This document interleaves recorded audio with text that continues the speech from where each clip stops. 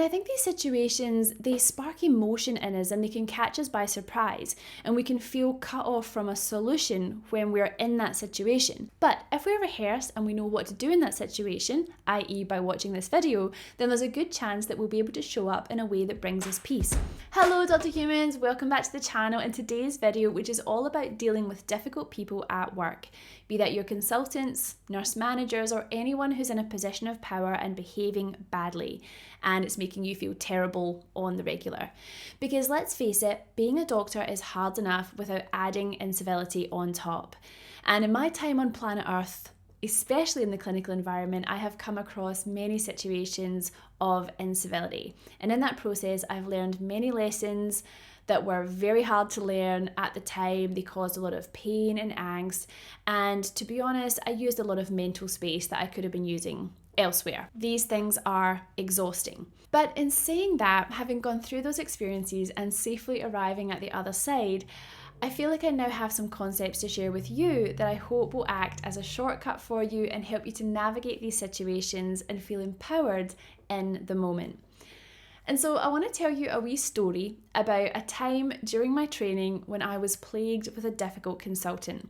Now, if you follow me on Instagram, you might have heard this story already. I told this story on an Instagram live a few months ago and it seemed to resonate with a lot of people, so I thought I'd share it here with you too. Now, before I tell you the story, I want to preface this with my sort of goal in life, which is to be a kind of human golden retriever. I want to show up in the world with love and light and be able to make people feel good just by being there. That is the energy that I would like to emit on a daily basis. Some days I get close, other days not so much. But when it comes to these difficult situations, being a golden retriever and having unconditional love is not necessarily the most effective approach. So what I want to offer you today is showing up as a golden retriever with an edge. So when I was a registrar doing my advanced training, I had a particular consultant who would come to ward rounds and speak to me in a less than ideal way. It was very much directed at me as opposed to anyone else around me. It made me feel uncomfortable. My residents were so uncomfortable. It was horrendous. It was condescending, patronising, humiliating, all of the above. And I decided that it needed to stop. And it needed to stop quickly. Now, the usual policy in the hospital is to place a formal complaint, and this definitely would have been received by the hospital. At the time this happened, all hospitals were very much anti-bullying, and if I had placed a formal complaint, this person would have very likely have been suspended, and my concerns would have been taken very seriously. But honestly, I didn't want to do that because I wanted to do it my way. And actually, I didn't want this person to be suspended. They had a very important role on the team and it really couldn't be replaced easily. And I wanted them to show up and work and do their job. I just wanted them to stop treating me this way because I'd had enough. So I didn't put it into a formal complaint, but I did do something else. I reached out to my manager and I asked for a meeting and explained the situation. And I didn't put any names in writing, but I did ask for their support. What I wanted from them was backup, so that I felt comfortable with saying or doing what I wanted to do in the moment to handle the situation, and knowing that I couldn't get into trouble for my reaction to this person's bad behaviour. That was enough to give me confidence to handle this person by myself. And of course, my manager was delighted with this because they didn't have to do anything. They didn't have to do any paperwork or have difficult conversations. So they were all about this plan. And so this was great. Someone knew my story. I'd called ahead to explain that I might have to stand up for myself, and I felt safe to do that. And what happened from there was delightful. So this person indeed did come to a ward round and they started up with their difficult communication style. And I just looked at them calmly and confidently. I withdrew my energy from the situation. I walked to the cupboard, grabbed my handbag from the cupboard and went for lunch. I just grabbed my handbag and went for lunch, and I had a great lunch. It was a long lunch. It was a delightful lunch. And I had the sweet satisfaction of knowing that I had backed myself. I was cool as a cucumber, and I had delivered a silent but strong message that this is not something I'm going to be engaging with in future. And I think it's also worth pointing out here that there was no drama. There was a calm withdrawal of energy, a gentle walk to the handbag, and a glorious exit. Now, did this communication style ever happen again? No, It did not, because message received over. This person is an intelligent person and they were able to identify the link between their behaviour and my departure without saying a single word. But you know what I would have done if they had repeated that behaviour? Same thing. Straight to the cupboard, handbag secured, and off to the coffee shop. And this felt so good, not only because the behaviour stopped in its tracks, but because I wasn't going home at night wishing I'd said something or done something. I wasn't using energy later in the day worrying about what happened that day or dreading the next word round, because I had backed myself in the moment and I was at peace with how I showed up in that situation.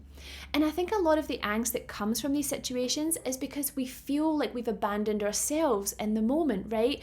Our upset is often a sense of disappointment in ourselves, wishing we had behaved differently, and that steals something from us.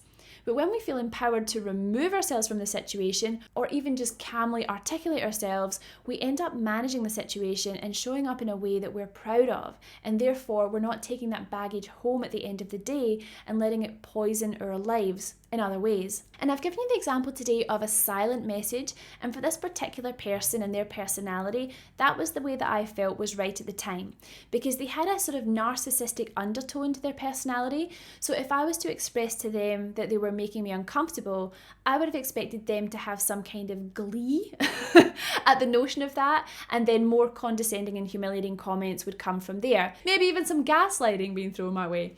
So the silent message on this occasion was the one that felt safe to me. And I wasn't in a place where I wanted to take risks of publicly bruising their ego and having them escalate their behaviour. But grabbing your handbag and walking away is not always going to be appropriate, right? There are also situations where we might need to engage with these types of people to ask them for their advice for a particular clinical scenario we find ourselves in, basically asking for their help because they are the consultant and we are the trainee. You're not at liberty to walk away because you need them to give you the answer to your question so you can apply that answer directly to patient care. And so I would handle this type of scenario slightly differently. So for example, if you had a consultant who you ask for help, but they're not approachable, or they make you feel stupid for asking, or they keep interrupting you, they're making you feel terrible during the conversation, then that actually is a safety issue for the patients. They are the consultant, they are medical legally responsible. Their job is to supervise you and do their job as a consultant, i.e. you ask them a question and they answer it, and it's all very straightforward. But if they're making it less than straightforward, then this is a problem for patient safety. This is dangerous, and those types of behaviours are worth escalating using the formal channels. Write down what happened and show it to your manager. Those behaviours need to stop. But that doesn't help you in the moment when it's out of hours, right? You're calling the consultant and they're behaving badly. You need that answer now. So what do you do in the moment? So here what I would suggest is taking a deep breath and gaining emotional neutrality. Understand that you are the trainee and you are learning. They are the consultant. They are being paid to answer your question.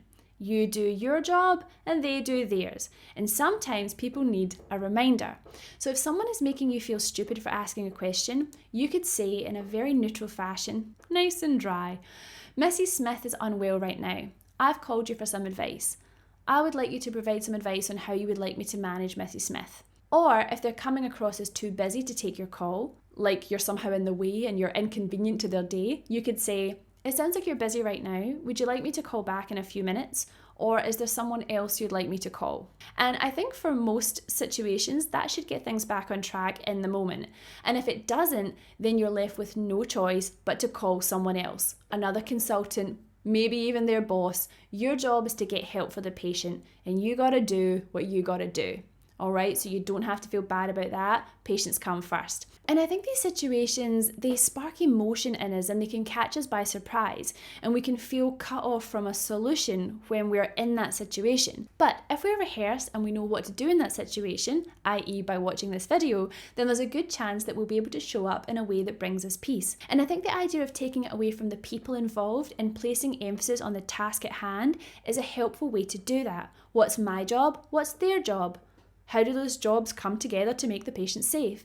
Because really, that's what's at risk here. These sort of incivilities in the workplace can be dangerous to patient care. And if we're not able to get the advice we need from the person who's paid to give that advice, and that could harm patients, then that's the perspective we need to have when it comes to handling that incivility in the moment. And nobody can argue with this, right? You're not going to lose your job by showing up in the ways that I just mentioned.